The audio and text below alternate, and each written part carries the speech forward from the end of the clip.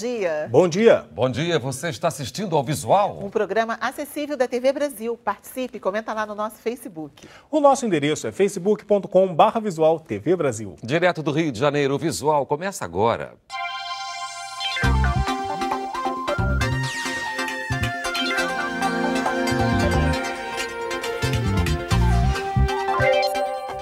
Quem comprou ingressos para assistir jogos de badminton na Rio 2016 pode se preparar para grandes emoções. Apesar de ser um esporte pouco conhecido dos brasileiros, nossos atletas conquistaram 3 medalhas nos Jogos Pan-Americanos de Toronto. Os atletas do badminton vão voltar para casa com 2 pratas e 1 bronze. Sabe a peteca? Pois é, tem um jogo de peteca que é um esporte olímpico. É o chamado badminton. Parecido com o tênis, usa raquete, mas tem regras próprias. Ele é indoor, né? A gente usa uma peteca. Ela não é uma... É até difícil, um pouco difícil explicar. É uma peteca menor do que aquela peteca que todo mundo talvez conheça. É uma raquete pequena, né? Em comparação com o tênis, por exemplo. A quadra eu vou dizer que é um pouco similar com o tênis, mas ela é tamanho reduzida, algumas linhas são ao contrário, e é muito dinâmico. O atleta Hugo Artuso forma uma dupla de badminton com o Daniel Paiola. Ontem, os dois conquistaram a medalha de prata na modalidade, nos Jogos Pan-Americanos de Toronto, no Canadá. Só perderam para os norte-americanos. Em 2015, o projeto era com que o badminton subisse o patamar e a gente conseguiu, graças a Deus, trabalhar muito. E o Brasil está ficando bom nisso, porque não foram só o Hugo e o Daniel que se destacaram no PAN. As irmãs Lohane e Luana Vicente também levaram a prata na categoria dupla feminina. E na dupla mista, novamente a Lohane e o atleta Alex Chong ficaram com a medalha de bronze. Hugo e Daniel se conheceram em campeonatos fora do Brasil e começaram a jogar juntos. Desde então, bons resultados começaram a surgir. Tem que ter o entrosamento, então tem que ter esse lado, tem que ter a conversa, tem que ter diálogo, até porque quando a gente tá jogando a dupla, tem que, eu vou fazer isso, então presta atenção naquela jogada, ou tenta fazer isso para eu conseguir fazer a outra jogada que eu tô querendo, então tem que ter esse diálogo, né? Mas não precisa ter o mesmo time de futebol. Não precisa. Ele é palmeirense, eu sou corintiano. Isso dá certo? Dá certo. Na quadra a gente joga pelo mesmo time, pode ficar tranquilo.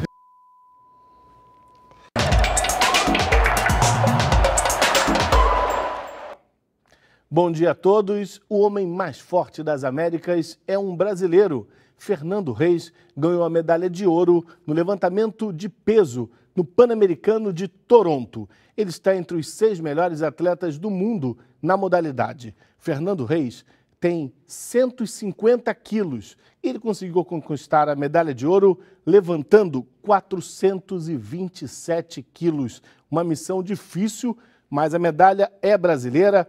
O levantamento de peso conquistou outras 3 medalhas no Pan-Americano de Toronto. Fernando Reis agora, a meta dele é a Olimpíada aqui no Rio de Janeiro. Agora, para ele ganhar medalha, ele precisa engordar mais 5 quilos e aumentar esse peso de 427 quilos. Só para vocês terem uma ideia, o Fernando ele come por dia cerca de 11.000 calorias. Uma dieta normal fica em torno de 2.000 calorias. Enfim, boa sorte e muita comida até a Rio 2016, aqui na Olimpíada, que vai acontecer no Rio de Janeiro. E o Fernando vai participar e é uma esperança de medalha. A nota triste da semana fica por conta da morte do ex-jogador uruguaio Alcides Didia, de 88 anos. Didia morreu ontem, vítima de problemas cardíacos. Didia foi o autor do 2º gol do Uruguai, daquela partida que aconteceu no Maracanã, em 1950, na final da Copa do Mundo, aqui no Maracanã, que o Brasil perdeu por 2-1. Esse gol, o 2º gol, foi do Didia, o gol que calou mais de 100.000 pessoas no Maracanã.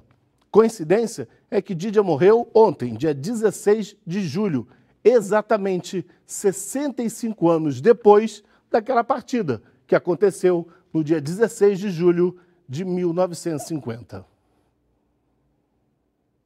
Uma comunidade de pomeranos do interior do Espírito Santo recebeu pela primeira vez uma Bíblia acessível para deficientes visuais. Ele esperou anos por esse momento. Alexandro tem 12 anos, é deficiente visual, mora em Santa Maria de Jetibá, na região serrana do Espírito Santo, e pela primeira vez lê a Bíblia em braille. Trabalho de João. Como é que é para você agora tendo a oportunidade de ler a Bíblia? Você já tinha lido a Bíblia anteriormente? Não. Tinha ideia de como era? Não. Ele perguntou tantas vezes que ele queria ver uma dessas Bíblias para ele conseguir ler e ouvir a vida assim, sentir como a palavra sozinha pelo escudo dele, pelo personagem dele. Eu gostei muito, graças ao Senhor que enviou essa Bíblia para ele ver. Essa é a Bíblia Sagrada, que todo mundo tem em casa e que todo mundo conhece. Já a Bíblia em braille precisa de uma mesa só para ela. Dá só uma olhada. São 33 volumes divididos em 39 cadernos. Esse é o primeiro exemplar da Bíblia em braille da cidade, de 37 mil habitantes. Os livros estão à disposição na Biblioteca Municipal. O pedido para a aquisição da Bíblia em braille partiu desse pastor, da Igreja Evangélica Luterana do Brasil. Olha, esse é um projeto da Sociedade Bíblica do Brasil, é um projeto de inclusão social para trazer, né, as pessoas, especialmente aos deficientes visuais, um apoio cultural, um incentivo espiritual também à luz da palavra de Deus. E trouxemos para Santa Maria com o objetivo também de incluir aqui os deficientes visuais para que eles pudessem ter um acesso melhor à Escritura Sagrada, à Bíblia, a Palavra de Deus.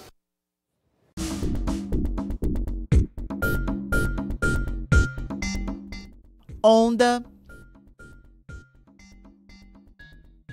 vendaval, terremoto, eclipse.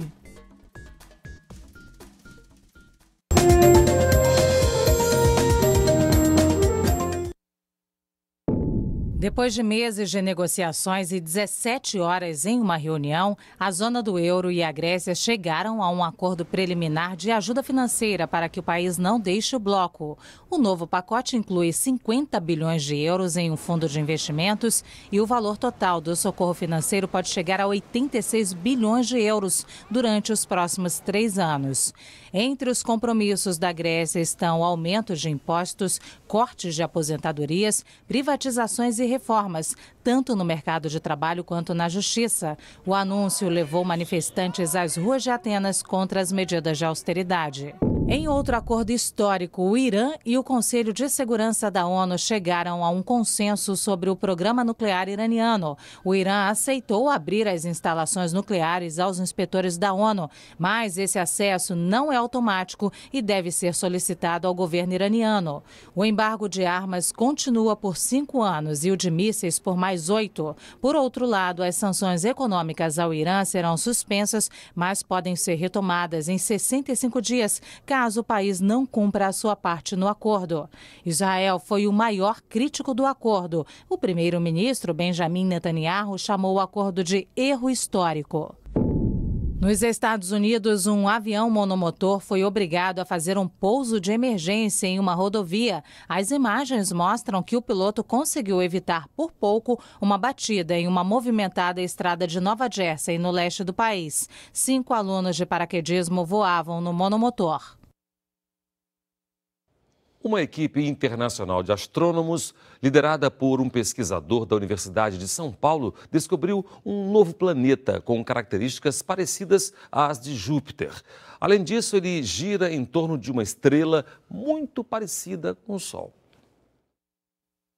Foram 4 anos de observações. A cada 3 meses, a equipe de pesquisadores ia para o deserto do Atacama, no Chile, para analisar as estrelas.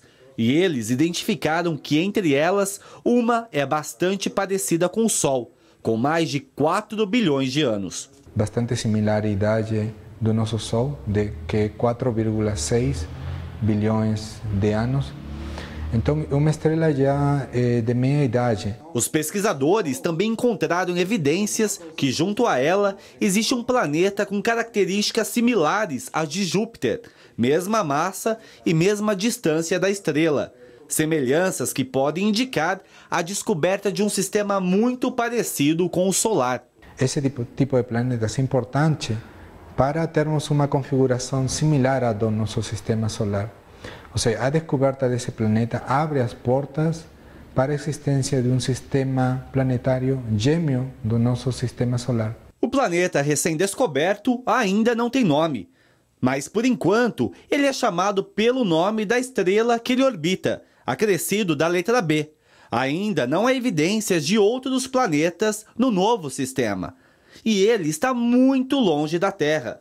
São 57 anos-luz de distância. Só para comparar, o Sol está a 8 minutos-luz da Terra e a Lua a 1 segundo-luz. O professor conta que para enxergar tão longe foi utilizado um telescópio de pouco mais de 3 metros, mas que um de 40 já está sendo produzido. Isso deve contribuir para o avanço dos estudos. Essa pesquisa ainda não terminou, apenas está começando. Estamos continuando as observações e no futuro o nosso sono é detectar um gêmeo da Terra.